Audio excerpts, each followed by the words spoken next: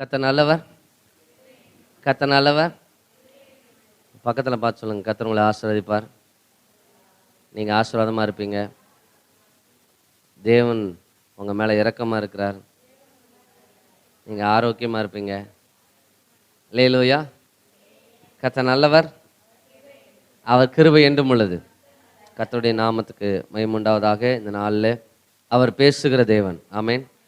அவர் நம்மை உருவாக்குகிறவர், உருமாற்றுகிறவர், நம்ம மேலே மனதுருக்கம் உள்ளவர், இரக்கம் உள்ளவர், கிருபை உள்ளவர். அவர் மனிதர்கள் நம்மை நடத்துகிறத விட அவர் நம்மை நடத்துவது ஆசீர்வாதமாக, செழிப்பாக, ஆரோக்கியமாக, பாதுகாப்பாக இருக்கிறது. ஆமென். கர்த்தருக்கு மகிமை உண்டாகட்டும். அவருக்கே சகல கனமும் மகிமையும் உண்டாவதாக. கர்த்தர் நம்மோடு கூட பேசும்படியாக நம்ம எல்லோரும் கண்களை மூடி, தகப்பனே நீர் எங்களோடு கூட பேசுவீராக. ஆவியும் ஜீவனுமான நம்முடைய வார்த்தைகள் மத்தியில் வெளிப்படுவதாக. நாங்கள் உம்முடைய வார்த்தையை கேட்க வந்திருக்கிறோம். இயேசு கிறிஸ்துவே, உங்கள் வார்த்தை ஆவியாயும் ஜீவனாயும் பலனாகவும் ஞானமாகவும் இருக்கிறது. எங்களுக்குள்ளே அது கிரியை செய்து எங்களை பலமுள்ளவர்களாய் மாற்றுகிறது. அந்த ஆவியும் ஜீவனுமான நம்முடைய வார்த்தையை கொண்டு கர்த்தர்களோடு கூட இடைப்படுவீராக. கிருபையின் ஆவியானவர் வார்த்தையை வெளிப்படுத்தும்படி நாங்கள் ஒரு மனதோடு உம்முடைய சமூகத்தில் அமர்ந்திருக்கிறோம். நீர் எங்களோடு கூட பேசி தேவ வல்லமையினால் நிரப்பும்படியாக, கிருபையின் பரிபூரணத்தினால் நிரப்பும்படியாக எங்களை தாழ்த்தி உம்முடைய கரத்தில் கொடுக்கிறோம். இயேசு கிறிஸ்துவின் நாமத்தினால் கேட்கிறோம், ஜீவனுள்ள நல்ல பிதாவே, ஆமேன், ஆமேன். அல்லேலூயா. கர்த்தருக்கு மகிமை உண்டாகட்டும். வேதத்தில் நிறைய விசேஷங்கள் இருக்கிறது. நிறைய அற்புதமான விஷயங்கள் எல்லாம் இருக்கிறது நமக்கு தெரியும். அப்படி புதிய ஏற்பாட்டில் இயேசு கிறிஸ்து அவர் ஊழியம் செய்த 3.5 ஆண்டுகளில் பல ஆயிரக்கணக்கான ஜனங்களை அவர் சந்தித்தார்.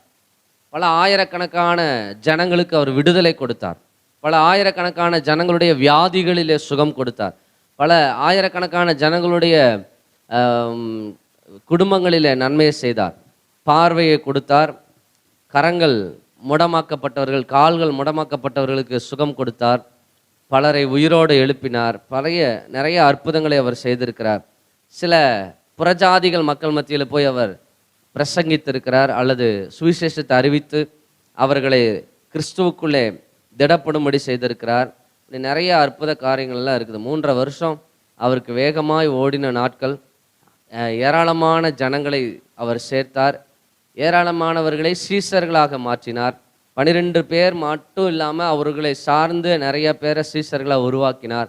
இப்படி கர்த்தருடைய ஊழியங்கள் மிக சிறப்பாக நடைபெற்று கொண்டிருந்த சூழ்நிலையில் ஒரு 2 பேரை விசேஷமாக இந்த இடத்துல நான் உங்களுக்கு காண்பிக்க விரும்புகிறேன்.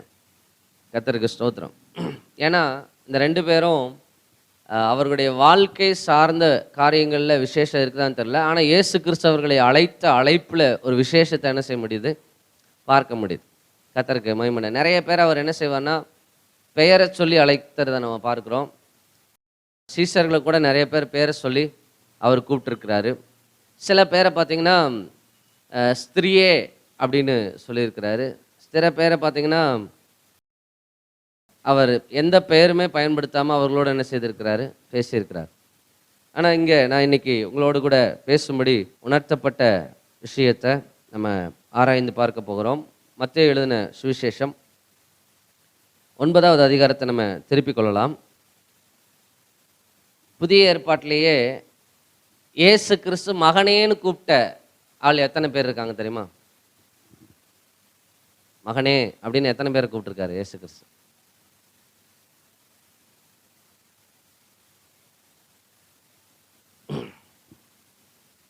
ஒரே ஒரு ஆளை தான் கூப்பிட்டுருக்காரு. அப்போ விசேஷமாக இருக்குமா இல்லையா? இல்லையா? ஒரு ஆளை மட்டும்தான் நானும் தேடி தேடி பார்த்துருக்கேன். வேறு யாரையாவது கூப்பிட்டுருக்கிறாரா அப்படின்னு. பொதுவாக சொல்லியிருக்கிறார், நம்மெல்லாம் தேவனுடைய பிள்ளைகள் அப்படின்னு சொல்லியிருக்கிறார். ஆனால் இயேசு கிறிஸ்து ஒருவரை பார்த்து மகனே மகனே அப்படின்னு கூப்பிட்டது ஒரே ஒரு நபரைத்தான் நம்ம பார்க்க முடியுது. இந்த 9ஆம் அதிகாரம் 2வது வசனத்தை வாசிங்க. அங்கே படுக்கையிலே கிடந்த ஒரு திமிர்வாதக்காரனை அவரிடத்தில் கொண்டு வந்தார்கள். அவரிடத்தில் கொண்டு வந்தார்கள். இயேசு அவர்களுடைய விசுவாசத்தை கண்டு இயேசு அவர்கள் விசுவாசத்தை கண்டு திமிர்வாதக்காரனை நோக்கி மகனே திடன் கொள், உன் பாவங்கள் உனக்கு மன்னிக்கப்பட்டது என்றார். ஆமென். கர்த்தர் யாரை பார்த்து மகனேன்னு சொல்லியிருக்காரு? திமிர்வாதக்காரன். இந்த திமிர்வாதம் என்கிற வியாதி இந்த மனுஷனுக்கு வர காரணம் என்ன? இவன் பிறவியிலிருந்தே திமிர்வாதம் கிடையாது. இவனுக்கு இந்த வியாதி வருவதற்கான காரணம் என்ன? அவன் அநேக பாவங்களை செய்திருக்கான். பாவங்கள் அநேகமும் செய்ததுனால அவனுக்கு என்ன வந்திருக்கு? இந்த வியாதி, இந்த திமிர்வாதம் என்கிற வியாதி. அது சரீரம் முழுவதும், கழுத்துக்கு கீழே முழுவதும் அவனால் என்ன செய்ய முடியாது? அசைவு இருக்காது. படுத்த படுக்கையிலே இருப்பான். பேச முடியும், அறிய முடியும், யோசிக்க முடியும், எல்லாமே செய்ய முடியும். ஆனால் அவனுடைய என்ன செய்ய முடியாது? செயல்பட முடியாது.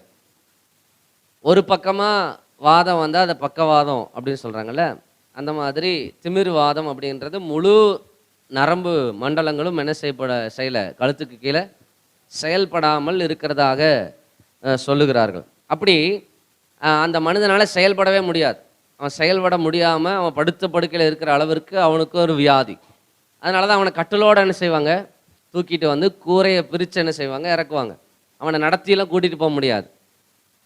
அப்போ கூரையோடு இறங்கி அந்த 4 பேர் சேர்ந்து அவனை இறக்கும்போது இயேசு கிறிஸ்து அதை பார்க்குறார். அந்த படுக்கையோடு அவனை இறக்குறத பார்த்துட்டு அந்த அந்த திமிர்வாதக்காரனை நோக்கி மகனே என்று என்ன செய்கிறார்? முதல்ல அழைக்கிறார். அல்லேலூயா, கர்த்தருக்கு ஸ்தோத்திரம். அப்படி என்ன இவங்ககிட்ட விசேஷம் இருக்குது? இந்த மனுஷன் விசுவாசிச்சானா அப்படின்னு கேட்டால் தெரியல. இந்த மனுஷன் விசுவாசிச்சானா தெரியல. அந்த 4 பேர் விசுவாசிச்சாங்க. தூக்கிட்டு வந்த 4 பேர் என்ன செஞ்சாங்க? இவனுக்கு எப்படியாவது இயேசு கிறிஸ்துட்ட கூட்டிகிட்டு போயிட்டா என்ன நடந்துடும்? அற்புதம் நடந்துரும்னு சொல்லி 4 பேர் அவங்க வேலையை விட்டுட்டு, அவங்களுக்கு இருந்த அலுவல்களெல்லாம் விட்டுட்டு, வருமானத்தை விட்டுட்டு, இந்த 4 பேர் சேர்ந்து இவனுடைய கட்டளை தூக்கிட்டு என்ன செய்கிறாங்க? வராங்க. கர்த்தருக்கு ஸ்தோத்திரம். இந்த மத்தேயில வாசிக்கும் போது எத்தனை பேர் தூக்கிட்டு வந்தாங்கலாம் இல்லை. ஆனால் மார்க்கில் வாசிக்கும் போது 4 பேர்னு என்ன செய்யப்பட்டிருக்கு? சொல்லப்பட்டிருக்கு. சரி, இந்த 4 பேரும் நண்பர்களா இல்லை உறவினர்களா அப்படின்னு பார்த்தா அதெல்லாம் தெரியல.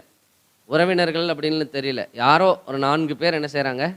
இந்த மனுஷன் ரொம்ப நாளாக வியாதியாக இருக்கிறான், இவனுக்கு சுகம் கொடுக்க இயேசு கிறிஸ்துவால் மட்டும்தான் முடியும் அப்படின்னு அவர்கள் விசுவாசித்து அவனை தூக்கிட்டு வர்றாங்க. வாசலுக்குள்ளே உள்ள போகிறதுக்கு முயற்சி பண்ணுறாங்க. ஆனால் உள்ளே என்ன செய்ய முடியல? போக முடியல. அதனால் கூரையை பிரித்து கட்டலோடு என்ன செய்கிறாங்க? இறக்குறாங்க. இயேசு கிறிஸ்து அந்த திமிர்வாதக்காரனை நோக்கி மகனே என்று என்ன செய்கிறாரு? அழைக்கிறார். அப்போ இந்த வசனத்தில் கூட பாருங்களேன், அங்கே படுக்கையில் கிடந்த ஒரு திமிர்வாதக்காரனை அவரிடத்தில் கொண்டு வந்தார்கள். இயேசு அவர்களுடைய விசுவாசத்தை கண்டு. திமிர்வாதக்காரனுக்கு விசுவாசம் இருந்துச்சுன்னா இல்லை. ஆமாம், அந்த 4 பேருடைய விசுவாசத்தை பார்த்து இவனை பார்த்து என்னன்னு கூப்பிட்றாரு? மகனேன்னு கூப்பிட்றாரு. ஏதாவது தொடர்பு படுத்த முடியுதா? இந்த மனுஷனை மகனேன்னு கூப்பிட்றதுக்கு என்ன தகுதி இருக்கு? அவங்ககிட்ட எந்த தகுதியும் இல்லை. அவனுக்கு சுகத்தை கொடுக்கும் போதே இயேசு கிறிஸ்து என்ன சொல்றாருன்னா, உன் பாவங்கள் உனக்கு மன்னிக்கப்பட்டது. முதல்ல மகனேன்னு கூப்பிட்டுட்டு, ரொம்ப நாளாக இப்படி கஷ்டப்படுறியாப்பா, நீ எந்திரிச்சு நடக்கணுமா, நான் உனக்கு உதவி செய்ய முடியும், அப்படி இப்படிலாம் அங்கே கதை என்ன என்ன பண்ணிட்டு இருக்கல, பேசிகிட்டு இருக்கல. அவர் ஒரே அடுத்த வார்த்தை சொல்கிறார், மகனேன்னு சொல்லிட்டு அடுத்த வார்த்தை சொல்கிறாரு, உன் பாவங்கள் உனக்கு என்ன செய்யப்பட்டது? மன்னிக்கப்பட்டது. அல்லேலூயா. 3வது வசனத்தை 4வது வசனத்தை வாசிங்க. அப்பொழுது வேதபாரகரில் சிலர் இவன் தேவதூஷணம் சொல்லுகிறான் பார்த்து சொல்றாங்க, இவன் தேவதூஷணம் சொல்லுகிறான் என்று தங்கள் உள்ளத்தில் சொல்லிக் கொண்டார்கள். இயேசு அவர்கள் நினைவுகளை அறிந்து நீங்கள் உங்கள் இருதயங்களில் பொல்லாதவைகளை சிந்திக்கிறது என்ன? உன் பாவங்கள் மன்னிக்கப்பட்டது என்று சொல்லுவதோ எழுந்து நடவென்று சொல்லுவதோ எது எளிது? பாருங்க, இயேசு கிறிஸ்து இந்த மனுஷனை பார்த்து மகனேன்னு கூப்பிட்டு உன் பாவங்கள் உனக்கு என்ன செய்யப்பட்டது? மன்னிக்கப்பட்டதுன்னு சொன்ன உடனே வேத பாரகர்களும் அவங்களும் என்ன செய்கிறாங்கன்னா, இயேசு கிறிஸ்து தேவதூஷணம் சொல்கிறாராம். என்ன சொல்கிறாராம்? இயேசு கிறிஸ்து என்ன தேவதூஷணம் சொன்னார்? பாவியான மனுஷனை மன்னிக்க தேவனால மட்டும்தான் முடியும். ஆனால் இயேசு கிறிஸ்து ஒரு மனுஷனாக அங்கே இருக்கிறாரு, இவர் எப்படி பாவத்தை மன்னிக்க முடியும் அப்படின்னு யோசிக்கிறாங்க. அப்போ இயேசு கிறிஸ்து சொல்கிறாரு 6வது வசனத்தில், பூமியிலே பாவங்களை மன்னிக்க மனுஷகுமாரனுக்கு அதிகாரம் உண்டென்பதை நீங்கள் என்ன செய்ய வேண்டும், அறிந்து கொள்ள வேண்டும் என்று சொல்லி திமிர்வாதக்காரனை நோக்கி, நீ எழுந்து உன் படுக்கை எடுத்துக்கொண்டு உன் வீட்டுக்கு போ அப்படின்னு சொன்னார். அதுக்கப்புறம் அவன் எந்திரிச்சு நடந்து போகிறான். இப்போ அந்த திமிர்வாதக்காரன் தேவனுக்கு முன்பாக இயேசு கிறிஸ்துக்கு முன்னாடி நிற்கும்போது, இயேசு கிறிஸ்துக்கு முன்னாடி இருக்கும்போது அவனுக்கு முதலாவது அவனுடைய பாவங்கள் என்ன செய்யப்பட்டது, மன்னிக்கப்பட்டது. ரெண்டாவது அவனுக்கு என்ன நடந்தது, சுகம் கொடுத்தார். அல்லேலூயா, கர்த்தருக்கு ஸ்தோத்திரம். ஆனால் இவனை கொண்டு வந்தது எதுக்காக? பாவம் மன்னிக்கப்படுறதுக்காக இவனை தூக்கிட்டு வந்தாங்களா, இல்லை வியாதி சுகமாகறதுக்காக தூக்கிட்டு வந்தாங்களா? வியாதி சுகமாகணும், இவன் எழுந்து என்ன செய்யணும், நடக்கணும் அப்படிங்கிறதுக்காக தான் அவனை என்ன செஞ்சாங்க, தூக்கிட்டு வந்தாங்க. ஆனால் இயேசு கிறிஸ்து முதல்ல அவனை பார்த்து சொல்கிற வார்த்தை என்னது, மகனே அப்படின்னு சொல்லி, உன் பாவங்கள் உனக்கு என்ன செய்யப்பட்டது. அப்படின்னா மகனேன்னு கூப்பிடும்போது அவன் எப்படி இருக்கிறான், பாவத்தோடு இருக்கிறான். பாவத்தோடு இருந்தால் அவனை எப்படி கூப்பிடணும்?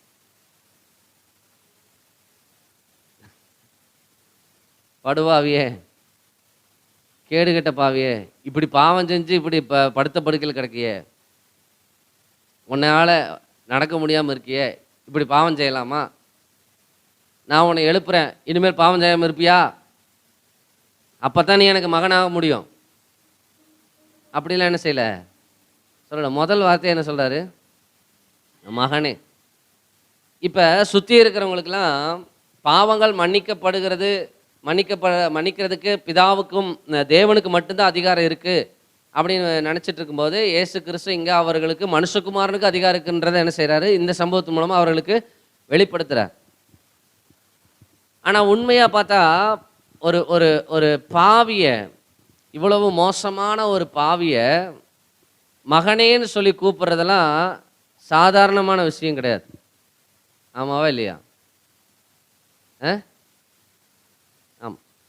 சொந்த குமாரனே இருந்தாலும், சொந்த பிள்ளையாகவே இருந்தாலும், சொந்த மகனாகவே மகளாகவே இருந்தாலும், சமுதாயத்தில் ஒரு கெட்ட பேரோட இருக்காங்கன்னா, பொது இடத்துல நம்ம என் பிள்ளைன்னு சொல்கிறதுக்கு என்ன செய்வோம்,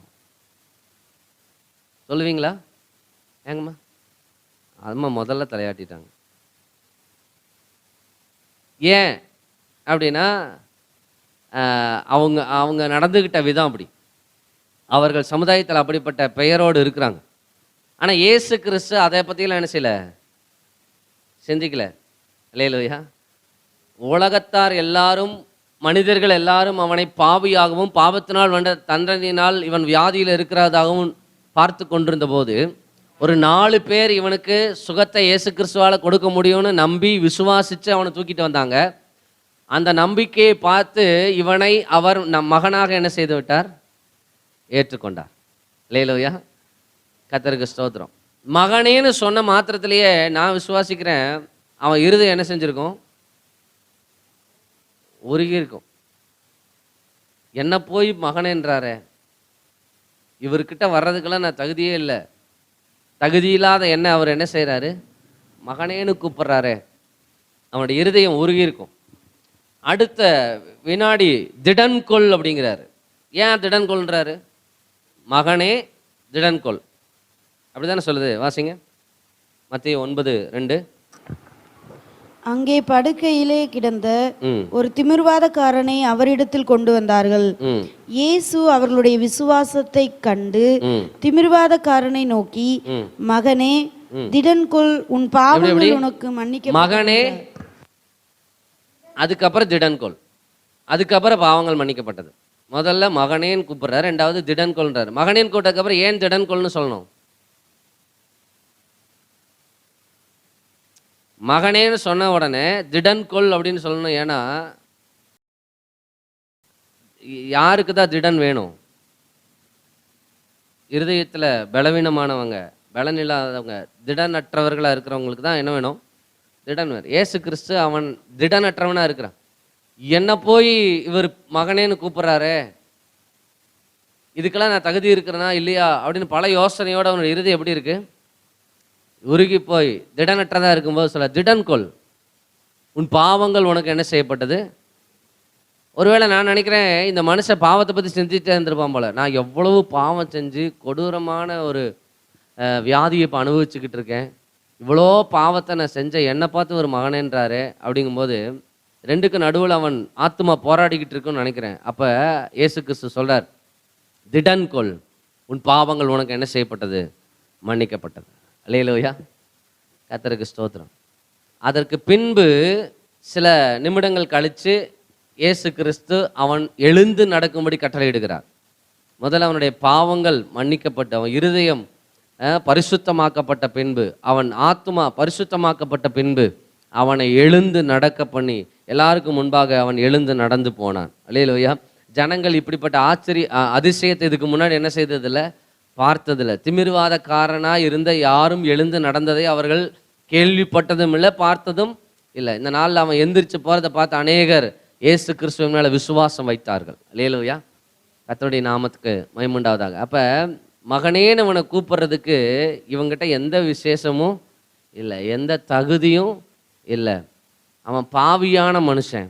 பாவியான மனுஷனை பார்த்து மகனேன்னு சொல்கிற அப்படி யாரும், ஆமாம், பொதுவான இடத்துல சொந்த பிள்ளைய கூட என்ன செய்ய மாட்டாங்க, யாருன்னே தெரியாதுன்ற மாதிரி என்ன செஞ்சிருவாங்க. ஆமாம், பொதுவான இடத்துல வந்து எங்கிட்டலாம் இப்படி பேசக்கூடாதுன்னு சொல்லி தான் என்ன செய்வாங்க. கர்த்தருக்கு ஸ்தோத்திரம். இடையில ஒரு சில்ட்ரன் மினிஸ்ட்ரி போயிருக்கும்போது அங்கே ஒரு சிஸ்டர் சொன்னாங்க. என்ன சொன்னாங்கன்னா, ஸ்கூலில் சேர்த்துறதுக்காக போனோம், இவன் பயங்கர சேட்டை பண்ணுவா, சொல்லியே என்ன செஞ்சோம் கூப்பிட்டு வந்தோம். அங்கே வந்து முன்னாடி டீசெண்டாக உட்காந்துருக்கணும், அங்கே அவங்க வந்து பிரின்ஸிபல் மேடத்துக்கு முன்னாடி கவனமாக உட்காந்துருக்கணும், பேசாமல் இருக்கணும், அவங்க ஏதாவது கேள்வி கேட்டால் மட்டும் பதில் சொல்லணும், எல்லாம் சொல்லி கூப்பிட்டு போனால் அங்கே டேபிள் மேலே ஏறி உட்காந்துட்டாலாம் அந்த பிள்ளை. என் மானத்தையே வாங்கிட்டா. அப்போ என்னன்னா, பொதுவான இடத்துல என் பிள்ளை இப்படி இருக்குதுன்னு சொல்கிறதுக்கு எந்த தாயும் தகப்பனும் என்ன செய்கிறதில்ல, விரும்பாத இந்த சூழ்நிலையில், இந்த காலகட்டத்தில் இயேசு கிறிஸ்து அந்த மனுஷனை பார்த்து, அவன் பாவியான மனுஷன், அவனை நான் இன்னைக்கு பரிசுத்தப்படுத்த போகிறேன் அப்படிலாம் சொல்லாமல் அவனை பார்த்து மகனேன்னு அழைத்தது அநேகருக்குள்ள அன்றைக்கு இயேசு கிறிஸ்துவனுடைய அந்த இரக்கத்தை வெளிப்படுத்துகிறத நம்ம பார்க்க முடிஞ்சுச்சு. ஆமென், அல்லேலூயா. இந்த மனுஷன்ட்ட எந்த தகுதியுமே இல்லை, அவனை பார்த்து என்ன செஞ்சார், மகனேன்னு அழைத்தார். நம்மளை கூட அப்படி தான் அழைச்சார் இல்லை. நம்மளை மகனேன்னு அழைக்கும் போது, மகளின்னு அழைக்கும் போது எந்த தகுதி இருந்துச்சு? சரி, இப்போ தான் அழைக்கிறாரே, இப்போ என்ன தகுதி இருக்கு? ஒரு தகுதி இல்லை. இயேசு கிறிஸ்துனுடைய ரத்தம் நம்மளை கழுவினதுனாலும், இயேசு கிறிஸ்துனுடைய ரத்தம் நம்ம சுத்திகரித்ததுனாலும், நம்மளை மகனே மகளே என்று அழைக்கிற புத்திர சுவீகாரத்தின் ஆவியை நம்ம என்ன செஞ்சுருக்கோம், பெற்றிருக்கிறோம். நம்ம இடத்துல சொல்லிக் கொள்வதற்கான எந்த தகுதியும் இல்லை. அநேகர் இந்த பாக்கியத்தை இன்னும் பெறாத பட்சத்தில் எந்த தகுதியுமே இல்லாத நம்ம பெற்றிருக்கிறோம். அல்லேலூயா. அந்த மனுஷன் திடன் அடைந்தான், பாவங்கள் மன்னிக்கப்பட்டான், அவன் எழுந்து நடந்தான். அல்லேலூயா. அநேகருக்கு அவன் சாட்சியாய் தேவனுடைய நாமத்தை மகிமைப்படுத்துகிறவனாய் அவன் மாறினான். அவன் மேலே இவ்வளவு இரக்கம் பாராட்டுவதற்கு எந்த தகுதியும் அவனிடத்துல இல்லை. அல்லேலூயா, கர்த்தருக்கு ஸ்தோத்திரம். இப்படி மகனேன்னு இயேசு கிறிஸ்து வேற யாரையுமே அழைக்கல. அதான் இதில் ஸ்பெஷல். இதில் என்ன விசேஷம்னா, மகனேன்னு அழைத்த ஒரே நபர் இவர் மட்டும்தான். இந்த மனுஷனை மட்டும்தான் மகனேன்னு என்ன செஞ்சார், அழைத்திருக்கிறார். அவ்வளவு மோசமான பாவத்தில் இருந்தவன், பாவத்தினாலே தண்டனை, சாதாரண தண்டனை அல்ல, அவன் பேச மட்டும்தான் முடியும், எதையும் அனுபவிக்க முடியாது, பார்க்கலாம் அனுபவிக்க முடியாது. அப்படிப்பட்ட நிலையில் அவன் தள்ளப்பட்டிருந்த ஒரு பாவத்தின் தண்டனையை சுமந்து கொண்டிருந்தான். நியாயப்பிரமாணத்தின்படி தண்டிக்கப்பட்ட வாழ்க்கை வாழ்ந்து கொண்டிருந்தான். அவனை பார்த்து அவனை இயேசு கிறிஸ்து என்ன செய்கிறாரு, மகனேன்னு அழைத்து. அல்லேலூயா, கர்த்தருக்கு ஸ்தோத்திரம். யோசித்து பாருங்க, அப்படித்தான் ஒரு காலத்தில் நம்முடைய ஆத்மாவும் தேவனுக்கும் நமக்கும் தொடர்பில்லாத நிலையில், துண்டிக்கப்பட்ட நிலைமையில் திமிர்வாதக்காரனை போல இருந்துச்சு. சந்தோஷத்துக்கும் சமாதானத்திற்கும் ஒரு சின்ன ஒரு காரியத்தை பார்த்து தைரியம் இல்லாமல் பயந்து போயிருந்த சூழ்நிலைக்கும் கர்த்தர் விலக்கி இப்பொழுது எல்லாவற்றிலும் திடனடைந்து இருக்கும்படி கர்த்தர் செய்திருக்கிறார். அல்லேலூயா, அல்லேலூயா. கர்த்தருக்கு ஸ்தோத்திரம். இப்போ இருக்கிற எல்லா சூழ்நிலையும் தாண்டி வரக்கூடிய பலன் நமக்குள்ளே வந்திருக்குதுன்னா நம்மக்கிட்ட ஏதோ விசேஷம் இருந்ததுனால இல்லை, அவர் நம்ம மேலே இறக்கம் வச்சு நம்மளை மகனே மகளேன்னு அழைத்ததினாலே அந்த திடனும் அந்த பாவ மன்னிப்பும் அந்த நித்திய வாழ்வும் நமக்கு என்ன செய்திருக்கிறது, கிடச்சிருக்கு. அல்லேலூயா, கர்த்தருக்கு ஸ்தோத்திரம். அதே போல் வேதத்தில் இயேசு கிறிஸ்து மகளேன்னு எத்தனை பேரை கூப்பிட்டாரு? ஒரே ஒரு ஆளை தான் கூப்பிட்டுருக்காரு. அல்லேலூயா. இதே அதிகாரத்தில் மத்தேயு 9ஆம் அதிகாரத்தில் 22வது வசனத்தை வாசிங்க. மத்தேயு 9ஆம் அதிகாரம் 22வது வசனம். இயேசு திரும்பி அவளை பார்த்து மகளே மகளே திடன்கொள் உன் விசுவாசம் உன்னை ரட்சித்தது என்றார். அந்நேரம் முதல் அந்த ஸ்திரீ சொஸ்தமானாள். இவள் யாரு? 12 வருஷமாய் பெரும்பாடுள்ள ஸ்திரீ. இந்த ஸ்திரீயை பார்த்து இயேசு கிறிஸ்து என்ன சொல்றாரு? மகளே, அப்புறம் திடன்கொள். 2 பேருமே இங்க இருக்கிற 2 மனிதர்களுமே மகனே மகளேன்னு அழைப்பதற்கு எந்த தகுதியும் அற்றவர்கள், திடனற்றவர்கள், பலனற்றவர்கள், பரிசுத்தம் இல்லாதவர்கள். இந்த ஸ்திரீயை பார்த்தீங்கன்னா பெரும்பாடுள்ள ஸ்திரீ,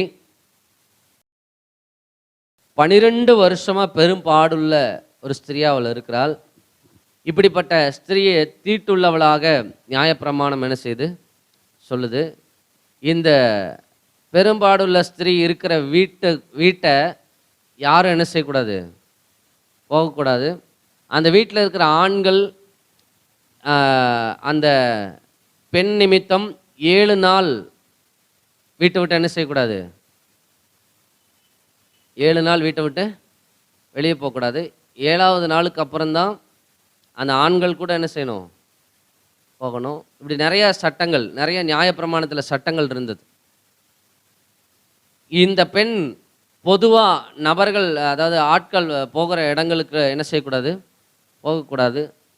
அப்படியே போகிற சூழ்நிலை ஏற்பட்டால் அவர்கள் முழுவதும் முக்காடிட்டு கொண்டு, முகங்களை முழுவதும், உடலை முழுவதும் மறைத்து கொண்டு தீட்டு என்று என்ன செஞ்சுக்கிட்டே இருக்கணும், கத்தணும், கத்திக்கிட்டே போகணும். அப்படி போகாவிட்டால், ஒருவேளை அப்படி எந்த ஒரு சைரனும் கொடுக்காம இவள் வந்து போயிட்டான்னா கல்லெறிந்து என்ன செய்வார்கள், கொன்று விடுவார்கள். நியாயப்பிரமாணத்தில் எழுதப்பட்ட சட்டம். அவங்க அந்த வீட்டு வெளியே கிராஸ் பண்ணி போகும்போது தெரியாமல் வீட்டை தொட்டுட்டா கூட அந்த தொட்ட மனிதர்கள் என்னவா இருப்பார்கள், 7 நாளைக்கு தீட்டுள்ளவர்களாக இருப்பார்கள். இப்படி ஒரு மோசமான ஒரு நிலையில் இருந்த அந்த ஸ்திரீ யாருக்கும் தெரியாமல் கூட்டத்தில் வந்து இயேசு கிறிஸ்துடைய வஸ்திரத்தின் ஓரத்தை என்ன செய்தால், தொட்டாள். தொட்ட உடனே அவளுடைய உதிரப்போக்கு என்ன செய்தது, நின்று போனது. அவள் சுகமடைந்ததை உணர்ந்தால் இயேசு திரும்பி பார்த்து யார் என்ன தொட்டதுன்னு என்ன செய்கிறாரு, கேட்குறாரு. என்னிடத்துலேருந்து வல்லமை புறப்பட்டது யாருன்னு கேட்குறாரு. ஐயோ கண்டுபிடிச்சிட்டாங்கன்னு இவர் என்ன செய்கிறா, பயப்படுகிறாள். அப்பொழுது இயேசு கிறிஸ்து அவளை பார்த்து சொல்கிற வார்த்தை, முதல் வார்த்தை என்னது, மகளே, அல்லேலூயா, திடன்கொள், உன் விசுவாசம் உன்னை என்ன செய்தது, ரட்சித்தது. நீ விசுவாசத்தோடு வந்து தொட்ட, உனக்கு என்ன செய்தது, ரட்சிப்பு கிடச்சிது. நீ சுகமாயிரு, நீ நல்லா இருப்ப. சமாதானத்தோடு நீ என்ன செய்ய, வீட்டுக்கு போ. சமாதானத்தோடு எங்கே போ, வீட்டுக்கு போ அப்படின்னு கர்த்தர் என்ன செய்கிறான்னா அனுப்பி வைக்கிறார். கர்த்தருக்கு ஸ்தோத்திரம். இந்த ஸ்திரீயை இடத்துலையும் மகளேன்னு கூப்பிட்றதுக்கு என்ன தகுதி இருந்துச்சு, மகளேன்னு கூப்பிட்றதுக்கு என்ன தகுதி இருந்துச்சு? இவளாவது விசுவாசிச்சா, இவள்கிட்டையாவது கொஞ்சம் விசுவாசம் இருந்துச்சு. ஆனால் அவள்கிட்ட என்ன இல்லை, ஒரு விசுவாசமும் இல்லை. எல்லாம் 4 பேருடைய விசுவாசத்தினால தான் அங்கே அவனுக்கு ரட்சிப்பு கிடைச்சிது, அந்த மனுஷனுக்கு. ஆனால் இவள்கிட்டத்தில் விசுவாசத்தோடு வந்து இவ்வளவு தைரியமாக அந்த கூட்டத்துக்குள்ளே வந்து என்ன செய்தால், தொட்டாள். கர்த்தர் பரிபூர்ணமான சுகத்தை அவளுக்கு என்ன செய்தார், கொடுத்தார். அல்லேலூயா, கர்த்தருக்கு ஸ்தோத்திரம். எந்த தகுதியுமே இல்லாத மக்களை பார்த்து தான் இயேசு கிறிஸ்து மகனே மகளே என்று என்ன செய்திருக்கிறாரு, அழைத்திருக்கிறார். ஆமென். நம்மை தேவன் மகனே மகளே என்று அழைப்பதற்கு எந்த தகுதியும் நம்மிடத்துல இல்லை. அவர் நம்மை மகனே மகளை அழைப்பதற்கு நம்மிடத்துல எந்த மேன்மையும் இல்லை. ஆனால் அவர் தம்முடைய இரக்கத்தினாலும் தம்முடைய கிருபையினாலும் தம்முடைய அனாதி தீர்மானத்தினாலும் நம்மை மகனே மகளே என்று என்ன செஞ்சிருக்காரு, அழைத்து ஒவ்வொரு நாளும் நம்மளை அப்படித்தான் பார்க்குறாரு. என்னவா பார்க்குறாரு? மகனா மகளா நம்ம என்ன செய்கிறார், பார்க்கிறார். அல்லேலூயா. திடனற்று போகாதபடிக்கும், பாவத்தில் விழுந்து போகாதபடிக்கும், நீதியிலே ஸ்திரப்படும்படிக்கும், நித்திய வாழ்விலே எப்பொழுதும் நிலைத்திருக்கும்படிக்கும் அவர் நம்மை நடத்தி கொண்டிருப்பதற்கு நம்மிடத்தில் எந்த தகுதியும் இல்லை. அல்லேலூயா. ஆமாம், ஒத்துக்கிறவங்க மட்டும் ஆமீன்னு சொல்லுங்க. அல்லேலூயா. கர்த்தருக்கு ஸ்தோத்திரம். நான் இதை செய்ததுனால, நான் அப்படி பண்ணதுனால, நான் இப்படி பண்ணதுனாலன்னு சொல்கிறதுக்கு எந்த தகுதியும், அது செய்கிறது எல்லாம் எதுக்காகனா, எந்த தகுதியுமே இல்லாத எனக்கு அவர் பாராட்டின இரக்கத்துக்கு நான் என்னத்தை செலுத்துவேன்? என்கிட்ட இருக்கிற மேன்மையை அவருக்கு கொடுப்பேன். என்னிட்ட இருக்கிற மேன்மையான நேரத்தை அவருக்கு கொடுப்பேன். என்னிட்ட இருக்கிற மேன்மையான பொருளாதாரத்தை அவருக்கு கொடுப்பேன். என்னிடத்தில் இருக்கிற மேன்மையான உறவுகளை அவருக்கு என்ன செய்வேன், கொடுப்பேன். அப்படின்னு நாம் அவரிடத்துல கொடுப்பதினாலே அல்ல, நாம் இதை செய்வதனாலே அல்ல, நாம் அதை செய்வதனாலே அல்ல, அவர் நம்ம மேலே இரக்கமும் கிருபையும் அன்பும் வைத்திருப்பதினாலேயே நாம் அவருக்கு மகனாக மகளாக பிள்ளைகளாக நம்ம இருக்கிறோம். லேலூயா, லேலூயா. கர்த்தருடைய நாமத்துக்கு மகிமையுண்டாவதாக. கர்த்தருக்கு ஸ்தோத்திரம். இயேசு கிறிஸ்து மாத்திரம் இந்த இடத்துல எப்படி நியாயப்பிரமாணத்தின்படி வெளியவே வரக்கூடாது, நீ எப்படி வந்த, ஏன் என்னைய தொட்ட, நீ என்னைய தொட்ட அப்படி கேட்டிருந்தா, லேலூயா. இயேசு கிறிஸ்து எவ்வளோ சூப்பர் பாருங்களேன். சில கோயில்கள் இருக்குதுன்னு கேள்விப்பட்டிருக்கிறேன். அந்த கோயில்களில் பெண்கள் போனால் அந்த சாமி என்ன ஆயிருமா, தீட்டாயிரும். நிறைய கோயில் இருக்குது அந்த மாதிரி. அந்த கோயிலுக்கு பெண்களை என்ன செய்ய மாட்டாங்க, விட மாட்டாங்க. தெரியாமல் போன ஒரு பெண்ணுக்கு கூட என்ன செஞ்சிட்டாங்கன்னா ஃபைன் போட்டாங்க. எத்தனையோ லட்சங்கள் கட்ட வேண்டியது இருந்தது. ஜெயிலில் வேற தூக்கி போட்டாங்க. இப்படிலாம் நடந்திருக்கு. இயேசு கிறிஸ்துவை தொட்டு அவர் தீட்டுப்படலை, அவள் தீட்டு நின்று போனது. அல்லேலூயா. கர்த்தருக்கு ஸ்தோத்திரம். இயேசு கிறிஸ்துவை தீட்டோடு தொட்டால் இயேசு கிறிஸ்து தீட்டுப்படலை, வல்லமை அவரிடத்திலிருந்து புறப்பட்டு அவள் தீட்டை என்ன செய்தது, குணமாக்கினது. அல்லேலூயா. கர்த்தருக்கு ஸ்தோத்திரம். நியாயப்பிரமாணத்தின்படி தண்டிக்கப்பட வேண்டிய ஒரு குற்றத்துக்குள்ள அவர் இருந்தால், கூட்டத்தில் வந்தது மொத தப்பு. ரெண்டாவது, தீட்டுன்னு என்ன செஞ்சுருக்கணும், சத்தம் போட்டிருக்கணும். இயேசு கிறிஸ்துக்கு முன்னாடி போய் தைரியமாக நின்று நான் இப்படி ஒரு பிரச்சனையில் இருக்கேன்னு சொல்ல முடியாது. ஏன்னா தீட்டுன்னு கத்திட்டு வரல. ஆண்கள் நிறைய பேர் இருக்கிற இடத்துல அப்படி கத்திட்டு வரவும் கூடாது, முடியாது. யாருக்குமே தெரியாமல் போய் வஸ்திரத்தை ஓரத்தை தொட்டுட்டு சுகமாயிட்டு வந்துடலான்னு போனால், இவர் என்ன பண்ணிட்டாரு, என்னை தொட்டது யாருன்னு கேட்டு எல்லாரும் முன்னாடி காட்டி கொடுத்துட்டாரேன்னு அவள் பயந்து போய் சோர்ந்து போய் இருக்கும்போது அவளை பார்த்து சொல்கிறார், மகளேன்னு சொல்கிறார். இனி யாராவது தொடுவான்றீங்க? இவள் தீட்டானவள்னு ஊருக்கே தெரியும். எத்தனை வருஷம், 12 வருஷம். அவள் ரோட்டு வெளியே போகும்போதெல்லாம், மருத்துவர்கள்ட்ட போகும்போதெல்லாம் அவள் கத்திக்கிட்டே போயிருப்பா, தீட்டுன்னு. அத்தனை பேருக்கும் தெரியும் இவள் தீட்டுள்ளவள்னு. அந்த வீட்டு பக்கமாக எவனுமே போக மாட்டான். போனால் அவனும் தீட்டாயிருவான் 7 நாளைக்கு. அதனால் யாருமே அந்த வீட்டு பக்கம் போக மாட்டான். ஊருக்குள்ளே யாராவது வந்தால் கூட சொல்லுவாங்க, எந்த பக்கம் வேணாலும் போக, அந்த பக்கம் என்ன செஞ்சிடாத, போயிடாத, போனால் நீ 7 நாளைக்கு தீட்டாயிருவேன். அந்த வீடும் எல்லாருக்கும் தெரியும், அந்த வீட்டில் இருக்கிறவளையும் எல்லாருக்கும் தெரியும். அப்படிப்பட்ட நிலைமையில இருந்து இவள் தொட்டது யாருன்னு எல்லாரும் சேர்ந்து கண்டுபிடிச்சிட்டாங்க இவள் தான் அப்படின்னு. நீயா என்ன தொட்டன்னு இயேசு கிறிஸ்து கேட்டிருந்தாரு, என்ன நடந்திருக்கும்? கையிலேயே வச்சிருப்பாங்க கல். எது இருக்கா இல்லையா அவங்களுக்கு கையில் என்ன இருக்கும், கல் இருக்கும். ஆமாம், ரெடியாகவே பையிலேயே வச்சுருப்பாங்க போல் இருக்கு. நிறைய இடத்துல பாருங்கள், கல்லை தூக்கிடுவாங்க உடனே. எங்கே தான் கிடைக்கும் தெரியும். தேவாலயத்தில் கூட கல்லை தூக்கி கையில் வச்சுருக்கானு. தேவாலயத்து வாசலில் கல் வச்சுருக்கானு, எப்போ அடிக்கலான்னு. அப்படி பார்த்து கொண்டிருக்கிற ஜனங்கள் மத்தியில் இயேசு கிறிஸ்து என்ன சொல்லுவார் அப்படின்னு பார்க்குற நேரத்தில் அவர் என்ன சொல்கிறாருன்னா, மகளேன்னு சொன்னார் பாருங்க. கையில் கல் எடுத்தவங்க கூட என்ன செஞ்சுருப்பான், கீழே போட்டு என்னடா இவ்வளோ போய் மகள்ன்றாரு அப்படின்னு கீழே போட்டு நின்றுருப்பான். லேலூயா லேலூயா லேலூயா லேலூயா. தகுதி இல்லாதவர்களை அவர் மகளேன்னு அழைத்தது தான் மிகப்பெரிய கிருபை. ஆமேன், கர்த்தருக்கு ஸ்தோத்திரம். அது மட்டும் இல்லாமல் யாரும் அவர்கள் மேலே கை போட விடாமல், அவள் மேலே கை போட விடாமல் அவருடைய வார்த்தை தடுத்தது. ஆமேன். மகளேன்னு சொன்ன மாத்திரத்தில் நான் நினைக்கிறேன் இவளான்னு எல்லாரும் பயங்கரமாக அங்கே சலசலப்பு நடந்திருக்கும். இவளா அப்படின்னு எல்லாம் எடுக்கிற நேரத்தில் ஒரு மகளே அப்படின்னு கூப்பிட்டோன்னே என்ன செஞ்சிருப்பான், எல்லாம் கையை பின்னாடி கட்டியிருப்பான். என்னன்னு தெரில, அவர் என்னமோ சொல்கிறார், திடன் கொல் அப்படிங்கிறார். பயப்படாத, நான் இருக்கேன். அல்லேலூயா, கர்த்தருக்கு ஸ்தோத்திரம், நான் இருக்கேன். இயேசு கிறிஸ்து அதை சொல்லும் போது அவளுக்கு எவ்வளோ சந்தோஷமாக இருந்திருக்கும். ஆமேன். உன் விசுவாசம் உன்னை ரட்சித்தது, சமாதானத்தோடு நீ வீட்டுக்கு போ, சந்தோஷமாக வீட்டுக்கு போ. அல்லேலூயா, கர்த்தருக்கு மகிமை உண்டாவதாக. இயேசு கிறிஸ்துவனுடைய அன்பு இன்றைக்கும் குறைந்து போகாமல் நம்ம மேலே பொங்கி வழிந்து கொண்டே இருக்குது. ஏன்னா அந்த மகளுக்கு சிலுவைக்கு முன்னாடி இவ்வளவு இரக்கம் கிருபை கிடச்சிருக்குன்னா, சிலுவைக்கு பின்னாடி பெற்றெடுத்த நம்மளுக்கு மேலே அவர் இன்னும் அதிகமான இரக்கத்தை கிருபையை அவர் வைத்திருக்கிறார். அல்லேலூயா. அப்போ நம்ம நல்லா இருக்கிறோம், நல்லா போகிற வரோம், நம்ம போகிற காரியங்களில் ஜெயம் கிடைக்குது, நம்ம போகிற விஷயங்களில் நன்மை நடக்குது, சில தீமைகள் வந்தால் கூட அதை கர்த்தர் நன்மையாக மாற்றுறாரு. இப்படி பல காரியங்கள் போகுதுன்னா இதுக்கு எல்லாத்துக்கும் நீங்கள் சரியாக இருக்கீங்கன்றதுனால இல்லை.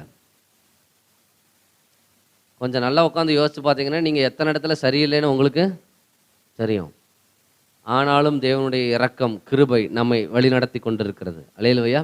ஏன்னா சரிப்பட வேண்டிய விஷயங்களை சரிப்படும்படிக்கு இன்னும் கிருபை என்ன செய்கிறார், இரக்கத்தை கொடுக்குறார். அல்லேலூயா. இந்த திமிர்வாதக்காரன்ட்ட மகனேன்னு கூப்பிடாம நீ ரொம்ப பெரிய பாவங்களாக செஞ்சுருக்க, இந்த பாவங்களெல்லாம் நீ அறிக்கிட்டு விட்டுட்டு நீ இரக்கம் பாராட்டி என் இடத்துல வந்தேன்னா உனக்கு என்ன கிடைக்கும், சுகம் கிடைக்கும். இயேசு கிறிஸ்து அங்கே பேசிகிட்டு இருக்குல்ல. அல்லேலூயா, கர்த்தருக்கு ஸ்தோத்திரம். 4 பேருடைய விசுவாசத்தை கண்டு இன்னும் ஒரு நாள் இந்த ஊருக்கு நான் வருவேனான்னு தெரியாது, இந்த ஒருத்த நாள் இந்த ஊர் முழுவதும் ரட்சிக்கப்படுறதுக்கு வாய்ப்பு உருவாகும். அல்லேலூயா. அதையெல்லாம் அவர் சிந்திக்கல. இந்த மனுஷனுக்கு சுகத்தை கொடுக்கணும், மகனேன்னு என்ன செய்தார், அழைத்தார். மகனேன்னு அழைத்து திடன் கொள் அப்படின்றார். திடன் கொள்கிற வார்த்தை கூட 2 இடத்துல தான் வந்திருக்கு. இன்னும் சில இடங்களில் இருக்குது. ஆனால் இந்த 2 இடமும் தனிப்பட்ட விதத்தில் ஒரு மனிதனை பார்த்து அவர் சொல்கிறார், திடன் கொள். அல்லேலூயா. ஆமாம், நான் உன் பக்கத்தில் இருக்கேன், நான் உன் கூட இருக்கேன், நீ திடன் கொள். ஏன்னா நீ என் பிள்ளை, நீ என் மகன், நீ என் மகன். அல்லேலூயா. நான் உனக்கு சுகத்தை தரப்போகிறேன், நான் உனக்கு விடுதலையை தரப்போகிறேன். அல்லேலூயா, கர்த்தருக்கு ஸ்தோத்திரம். கர்த்தருடைய நாமத்துக்கு மகிமை உண்டாவதாக. அப்படித்தான் அவர் இன்றைக்கு நம்ம மேலே அவர் இரக்கம் உள்ளவரா கிருபையுள்ளவரா அவர் இருக்கிறார். அல்லேலூயா, கர்த்தருக்கு ஸ்தோத்திரம். திடன் கொள்ன்ற வார்த்தையை அவர் நிறைய இடத்துல சொல்லியிருக்கார். கிட்டத்தட்ட அப்போஸ்தலர் நடவடிக்கை வரைக்கும் பார்த்தோன்னா ஒரு 6-7 முறை திடன் கொள்ன்ற வார்த்தை என்ன செய்யுது, வருது. ஆனால் அதில் ஸ்பெஷலாக இந்த 2 பேரிடத்துல தான் இந்த திடன் கொள்ன்ற வார்த்தையின் மூலமாக அவருடைய அன்பை அதிகமாக என்ன செய்திருக்கிறார், வெளிப்படுத்தி இருக்கிறார். கர்த்தருடைய நாமத்துக்கு மகிமை. 2 பேரிடத்துலையும் எந்த தகுதி இல்லை. பார்த்தால் அவர்கள் தண்டிக்கப்பட வேண்டியவர்கள், அல்லது அவர்கள் இப்படிப்பட்ட செயலை செய்ததினாலே இயேசு கிறிஸ்துவே அவர்களிடத்தில் கோபப்பட வேண்டிய சூழ்நிலை இருந்தது. ஆனால் அவர் அப்படி இல்லை. அப்படி ஒரு பாவத்திலையும் அப்படி ஒரு நியாயப்பிரமாணத்தினாலே தண்டிக்கப்பட்ட அல்லது தீட்டான நிலையில் இருந்தவர்களையும் பார்த்தவர் மகனே மகளே என்று என்ன செய்தார், அழைத்தார். ஆமேன், கர்த்தருக்கு ஸ்தோத்திரம். அதே போல தான் நம்மையும் அவர் அழைத்து இம்மட்டும் அவர் நடத்தி வருகிறார், இனிமேலும் அவர் நடத்த போகிறார். அல்லேலூயா, கர்த்தருக்கு ஸ்தோத்திரம். அப்போ நம்ம இதில் ஒன்றை அறியணும். இந்த நாளில் இந்த சம்பவத்தின் மூலமாக இயேசு கிறிஸ்துவின் இரத்தத்தின் மூலமாக நாம் கழுவப்பட்டதன் வழியாகத்தான் நாம் யார், தேவனுக்கு பிள்ளைகள். இயேசு கிறிஸ்துவனுடைய இரத்தம் இல்லை அப்படின்னா தேவனுக்கு நம்ம யார் கிடையாது, பிள்ளைகள் கிடையாது. இயேசு கிறிஸ்து ஒருவரை அங்கீகரித்து விட்டால் பிதாவானவர் அங்கீகரித்ததுக்கு அடையாளமாக இருக்குது. இவர் அவர்களை பார்த்து மகளே மகனே என்று அழைத்த பொழுதே பிதாவானவர் அவர்களை அங்கீகரித்து விட்டார், அவர்களை ஆசீர்வதித்து விட்டார், அவர்கள் பாவங்களை மன்னித்து விட்டார், அவர்களுக்கு சுகம் கொடுத்து விட்டார். அல்லேலூயா, கர்த்தருக்கு ஸ்தோத்திரம். அப்போ இயேசு கிறிஸ்து நம்மளை சிலுவையிலேயே அங்கீகரிச்சிட்டார். ஆமீன். சிலுவையில் ரத்தம் சிந்தும் போதே அவர் சந்ததிகளாக நம்மை அவர் ஆவியிலே கண்டார், அவர் பார்த்தார். அதனால தான் அவர் தன்னுடைய சரீரம் பிற்கப்படுவதற்கு அவர் ஒப்பு கொடுத்தார். பிதாவானவர் கைவிட்ட போது கூட அந்த சூழ்நிலையை அவர் தாண்டுவதற்கு தன்னை முழுவதும் என்ன செய்தார்? அர்ப்பணித்தார். உங்க மேலே என் மேலே அவர் அன்பு வைத்திருப்பதினால, இப்போ இயேசு கிறிஸ்து சிலுவையிலே நம்மை அங்கீகரித்ததுனால தான் நாம் ரட்சிக்கப்பட்டிருக்கிறோம். அல்லேலூயா, கர்த்தருக்கு ஸ்தோத்திரம். அதற்கு தேவன் யாரையாவது கருவியாக பயன்படுத்தி இருக்கலாம். யாரோ ஒருவர் நமக்கு சுவிசேஷத்தை அறிவித்திருக்கலாம், யாரோ ஒருவர் மூலமாய் கர்த்தரை நாம் பின்பற்றி இருக்கலாம். அது எப்படி வேணால் நடந்திருக்கலாம். ஆனால் இதில் அனாதி தீர்மானம் என்னவென்றால், இயேசு கிறிஸ்து சிலுவையில் ரத்தம் சிந்தும் பொழுது அவர் ஜீவனை தன்னை தேவனிடத்தில் இந்த சிலுவை மரணத்திற்கென்று ஒப்பு கொடுக்கிறதுக்கு முன்பாக அவர் உங்களை என்னையும் பார்த்ததினால தான் அவர் சிலுவையில் நம்மை ஒப்பு கொடுத்திருக்கிறார், தம்மை ஒப்பு கொடுத்திருக்கிறார். அல்லேலூயா, கர்த்தருக்கு மகிமை உண்டாகட்டும். அதனால தான் அந்த அன்பிற்கும் அந்த இரக்கத்துக்கும் முழு சுதந்திரவாளிகளாக நம்ம இருக்கிறோம். ஆமேன். ஆமாம். அப்போ நான் இப்படி வாழ்கிறதுனால, இப்படி நான் கரெக்டாக இருக்கிறதுனால, நான் இப்படி பண்ணுறதுனால, நான் சரியாக இப்படி போயிட்டு வர்றதுனால, இப்படி செஞ்சதுனால, அதை செய்கிறதுனால, இதை செய்கிறதுனால கர்த்தர் என்னை ஆசீர்வதிச்சுக்கிட்டு இருக்கார், என்னை நடத்திக்கிட்டு இருக்காருன்னு சொல்கிறதுக்கு எந்த தகுதியும் எந்த ஒரு காரியமும் நம்மிடத்துல இல்லை. வானமும் பூமியும் அவருடையது.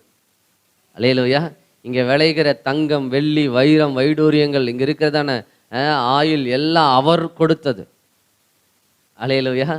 அவர் வாக்கு சொன்னதுனால இவையெல்லாம் விளைஞ்சிக்கிட்டு இருக்கு. அதை எடுத்து அவருக்கே கொடுக்கறதுனால நம்ம பெரிய விசேஷத்தை பெற்றுக்கொள்கிறது இல்லை. அல்லேலூயா. அதனால தான் தாவீது தெளிவாக அதை சொல்கிறத நம்ம பார்க்க முடியும். உம்மிடத்தில் வாங்கி உம்மிடத்துக்கே கொடுக்குறோம் அப்படிங்கிற, உம்மிடத்திலிருந்து வாங்கி உங்களுக்கே என்ன செய்கிறோம்? கொடுக்குறோம். என்னிடத்துல ஒரு பெரிய விசேஷம் கிடையாது. தாவீது அப்படி எப்பொழுதும் தேவனுக்கு முன்பாக தன்னை தாழ்த்தினதினாலும், அவர் எப்பொழுதும் மேன்மையானவர், பெரியவர் என்பதை அவர் அறிந்திருந்ததினாலும், கர்த்தருக்கு ஸ்தோத்திரம், தாவீதை கர்த்தர் இந்த பூமியில மிகப்பெரிய ஸ்தானத்தில் உயர்த்தி வைத்திருந்தார். அல்லேலூயா, அல்லேலூயா, கர்த்தருக்கு ஸ்தோத்திரம். அந்த நிறைவான எண்ணம் நமக்குள்ள இருக்கணும். தாவீது சொல்ற இந்த வார்த்தை பாருங்க, சங்கீதம் 135:5 வாசிங்க. சங்கீதம் 135:5. கர்த்தர் பெரியவர் என்றும், கர்த்தர் பெரியவர் என்றும், நம்முடைய ஆண்டவர் எல்லா தேவர்களுக்கும் மேலானவர் என்றும், நம்முடைய ஆண்டவர் எல்லா தேவர்களுக்கும் மேலானவர் என்றும் நான் அறிவேன், நான் அறிவேன். அல்லேலூயா, கர்த்தருக்கு ஸ்தோத்திரம். கர்த்தர் பெரியவர், எல்லா தேவர்களுக்கும் மேலானவர் என்பதை நான் என்ன செய்வேன்? அறிவேன். அடுத்த வசனத்தை வாசிங்க. வானத்திலும் பூமியிலும் சமுத்திரங்களிலும் எல்லா ஆழங்களிலும் கர்த்தர் தமக்கு சித்தமானவைகளை எல்லாம் செய்கிறார். கர்த்தர் தமக்கு சித்தமானவைகளை எல்லாம் செய்கிறார். அல்லேலூயா. வானமா இருந்தாலும் பூமியா இருந்தாலும் சமுத்திரமா இருந்தாலும் அவர் என்ன சித்தம் வச்சிருக்காரோ, அவர் என்ன செய்ய அவர் திட்டமிடுகிறாரோ அதை அவைகளிலே அவர் செய்ய முடியும். அவர் மகா பெரியவர் என்பதை நான் என்ன செய்வேன்? அறிவேன். அல்லேலூயா. எவ்வளோ பெரிய ராஜாவாய் அவர் உயர்த்தப்பட்டு இருந்தாலும் அந்த உயர்வுக்கான காரணம் தேவனுடைய இரக்கமும் கிருபையும் மட்டும்தான்றத அவர் எப்பொழுதும் அறிந்ததுனால தேவன் அவரை உயர்த்திக்கிட்டே இருந்தார். அவர் சிங்காசனம் நிலைத்திருக்குன்னு சொன்னார். தாவீது கிட்ட சொன்னார், சாகிறதுக்கு முன்னாடி உன் சிங்காசனம் நிலைச்சிருக்கும், உன் பிள்ளைங்க உன்ன மாதிரி என்னை பிடிச்சிக்கிட்டாங்கன்னா அவங்க சிங்காசனத்தை யாராலையும் என்ன செய்ய முடியாது? அசைக்க முடியாது. அல்லேலூயா, கர்த்தருக்கு ஸ்தோத்திரம். இன்று வரை அந்த வாக்கு தத்தத்தை அவர் நிறைவேற்றி கொண்டு தான் இருக்கிறார். ஆமேன். அதற்கு தாவீதினிடத்துல எந்த தகுதியும் இல்லை அப்படிங்கிறத தாவீது அறிந்து ஒவ்வொரு நாளும் தேவனை என்ன செய்தாராம்? மகிமைப்படுத்தினார். அல்லேலூயா. நமக்கு இருக்கிற எல்லா மேன்மைக்கும், நமக்கு இருக்கிற எல்லா ஆசீர்வாதங்களுக்கும் நம்முடைய செயல்பாடுகளினாலே, நம்முடைய கிரியையினாலே தேவனிடத்துல நம்ம சேர்ந்தது, நம்ம போய் சேர்ந்ததுனால அல்ல, அவர் நம்மை சேர்த்து கொண்டதுனால இந்த இரக்கம், இந்த அன்பு, இந்த ஆசீர்வாதம் நமக்கு உண்டாயிட்டே இருக்கு. அல்லேலூயா, கர்த்தருடைய நாமத்துக்கு மகிமை உண்டாவதா. கர்த்தருக்கு ஸ்தோத்திரம். அப்போ பாருங்க, ஒரே ஒரு வசனத்தை என்ன நினைவில் வருது, அதை வாசிச்சுட்டு நம்ம முடிக்கலாம். சங்கீதம் 115வது சங்கீதம் 1வது வசனத்தை வாசிங்க. எங்களுக்கு அல்ல கர்த்தாவே, எங்களுக்கு அல்ல, எங்களுக்கு அல்ல கர்த்தாவே, எங்களுக்கு அல்ல, உமது கிருபையின் நிமித்தம், உமது கிருபையின் நிமித்தமும், உமது சத்தியத்து நிமித்தமும் உம்முடைய நாமத்திற்கே மகிமை வரப்படும். அல்லேலூயா. எங்களுக்கு அல்ல கர்த்தாவே, எங்களுக்கு அல்ல. நாங்க இப்ப மேன்மையா இருக்கிறதுக்கு, நான் இப்ப மேன்மையா இருக்கிறதுக்கு உங்க கிருபையும் உங்க சத்தியம் தான் எனக்கு காரணமா இருக்குது. அல்லேலூயா. எங்களுக்கு மகிமையை வரப்பண்ண வேண்டிய அவசியம் இல்லை அப்படின்னு எப்பொழுதும் பாருங்க, தாவீது அதை உணர்ந்திருந்தார், அதை அறிந்திருந்தார். அதான் சொன்ன, நான் அறிவேன் தேவன் எவ்வளோ பெரியவன் அறிவேன். வானத்திலையும் அவரால் எதையும் செய்ய முடியும், பூமியிலையும் அவரால் எதையும் செய்ய முடியும், சமுத்திரங்களிலையும் அவரால் எதையும் செய்ய முடியும். அல்லேலூயா. ஏன்னா எல்லாம் அவருடைய படைப்பு, எல்லாம் அவருடையது, எல்லாமே அவருடையது. அப்போ இந்த பூமியில் இருக்கிற எல்லா மேன்மைகளும் யாருடையது? அவருடையது. அப்படின்னா நான் ஒரு உயர்வுக்கு வந்திருக்கிறேன்னா இந்த உயர்வுக்கு என்னுடைய உழைப்பும் என்னுடைய ஞானமும் என்னுடைய அறிவும் நான் இப்படி செஞ்சதுனால அப்படி செஞ்சதுனால அல்ல, அவர் என்னை மகனே மகளே என்று அழைத்ததினாலும், என்னை அவருடைய இரத்தத்தினாலே கழுவி சுத்திகரித்து தேவனுடைய பிள்ளையாக மாற்றி வைத்திருப்பதினாலும், தேவ ராஜ்யத்தின் பிள்ளைகளாய் பூமியிலே ஆளுகை செய்கிற ஒரு பொறுப்பை நமக்கு கொடுத்திருப்பதினாலும், நமக்கு முன்பாக வருகிற எல்லா சூழ்நிலைகளும் நம்ம என்ன செய்து கொண்டிருக்கிறோம்? தாண்டி அதை மேற்கொண்டு வாழ்ந்து வருகிறோம். அல்லேலூயா, அல்லேலூயா. கர்த்தருக்கு ஸ்தோத்திரம். வேதத்தில் இயேசு கிறிஸ்து மகனே மகளே என்று அழைத்த 2 பேர், அந்த 2 பேருக்கும் எந்த தகுதியும் இல்லை. மகளே என்று அழைப்பதற்கும் மகனே என்று அழைப்பதற்கும் பிரமாணத்தின்படி, வேத வசனத்தின் மோசையினால் கொடுக்கப்பட்ட நியாயப்பிரமாணத்தின்படி அவர்கள் அப்படி அழைக்கப்படுவதற்கு எந்த தகுதியும் இல்லாதவர்கள், தீட்டானவர்கள், பாவிகள். ஆனால் அப்படிப்பட்டவர்களை தான் அவர் அதிகமாக நேசித்து அவர்களை அழைத்தார். அல்லேலூயா. ரத்தம் சிந்துறதுக்கு முன்னாடி அவர்களுக்கு இவ்வளவு இரக்கம் கொடுத்து திடன் கொடுத்து சுகம் கொடுத்திருப்பார்னா, இரத்தத்துக்குள்ள இருக்கிற நமக்கு இவைகளெல்லாம் நமக்கு அதிகமாய் கொடுக்கப்பட்டிருக்கிறது. ஆமேன்.